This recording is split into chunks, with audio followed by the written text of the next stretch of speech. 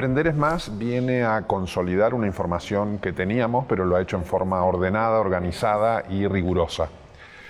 Latinoamérica tiene tres grandes problemas, para llamarlos en términos de sintetizar información: de cantidad, de calidad y de equidad.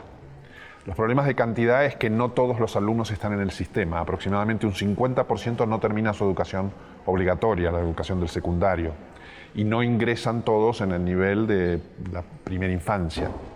Tenemos un problema de calidad en que los logros de aprendizaje no son buenos, es decir, tenemos unos logros muy diferenciados del promedio de la OCDE, a pesar de que algunos países con mejoras, pero la verdad es que como conjunto Latinoamérica está por debajo de la tabla.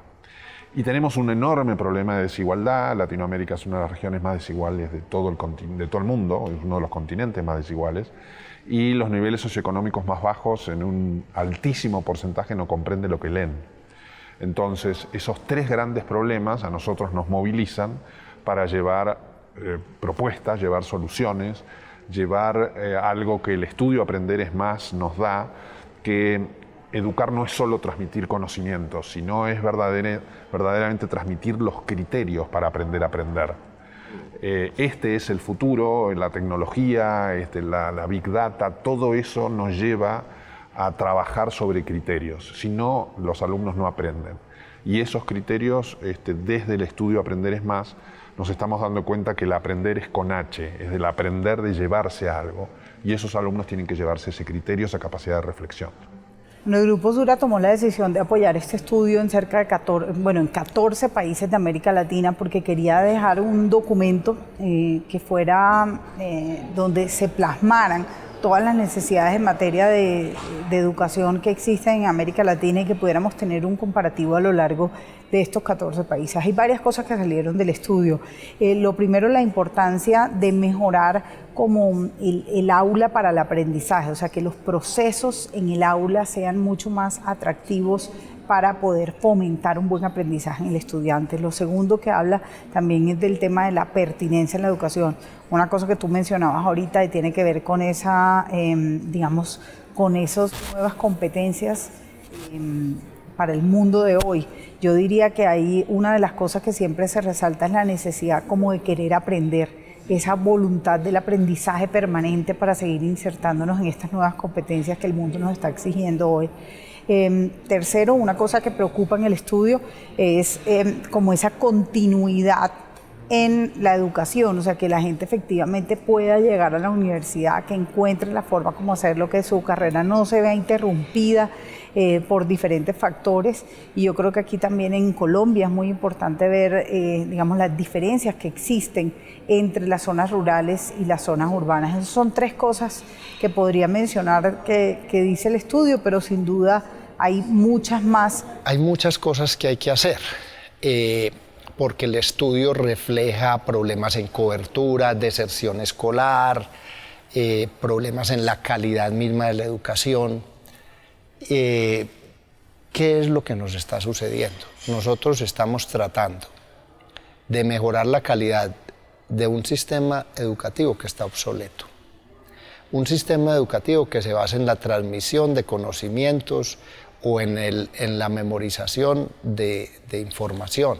Cuando estamos en la era de la información, donde la información está al acceso de todo el mundo, a segundos, a un solo clic, como dicen. Entonces, lo que sí debe tener la educación es que debe formar en capacidades para la vida, capacidades en el uso del lenguaje, entender textos, entender contenidos, y ser capaz de comunicarse en aptitudes matemáticas y en aptitudes científicas. Yo creo que eso es lo más importante, porque eso sí nos pone en un entorno donde, o en unas capacidades para el entorno actual.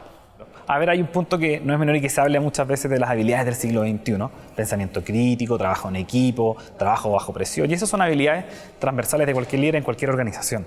En particular en educación lo que necesitamos es que se entienda el núcleo pedagógico, y por eso es tan importante que quien pueda liderar la transformación educativa sea alguien que lleve en la sangre y en el alma finalmente el proceso educativo, el proceso de aprendizaje y lograr que el principal objetivo no es llenar formularios, no es cumplir con la rendición, el principal objetivo es que los chicos, los niños, las niñas, los jóvenes aprendan a aprender y que disfruten y tengan un desarrollo pleno. ¿Por qué lo digo? Porque muchas veces se cree que poniendo un gran líder de otra área en un establecimiento educacional se van a lograr grandes transformaciones. Aquí necesitamos que el quehacer, el propósito educacional se plasme en el colegio y que esto sea también no solo un liderazgo directivo vertical, eso ya pasó de moda. Aquí tenemos que tener un liderazgo mucho más horizontal, mucho más cercano, un trabajo colaborativo repartido en todas las personas, tanto adultos como estudiantes, porque sabemos que lo que sucede en el aprendizaje no ocurre en las oficinas, ocurre en la sala de clase.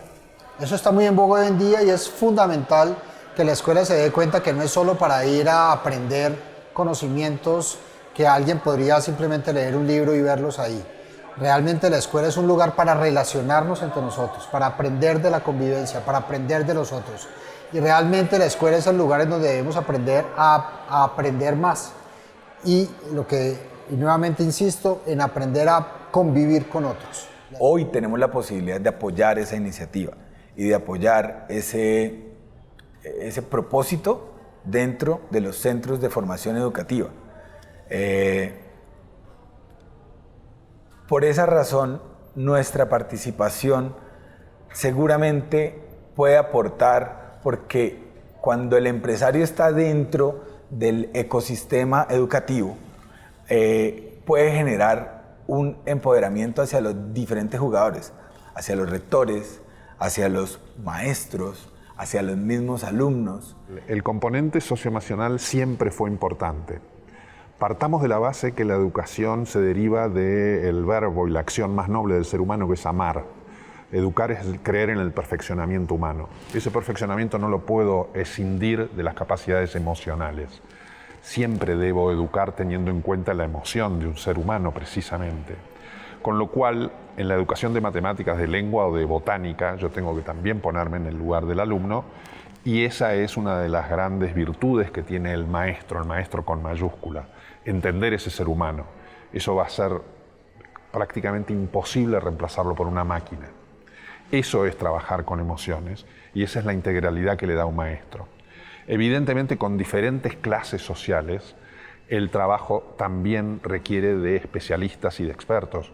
Por eso es que desde Reeduca nosotros reclamamos los mejores maestros para las escuelas más vulnerables, los mejores recursos, el mejor acceso a Internet, porque justamente es ahí donde debemos quebrar esa brecha entre los niveles socioeconómicos.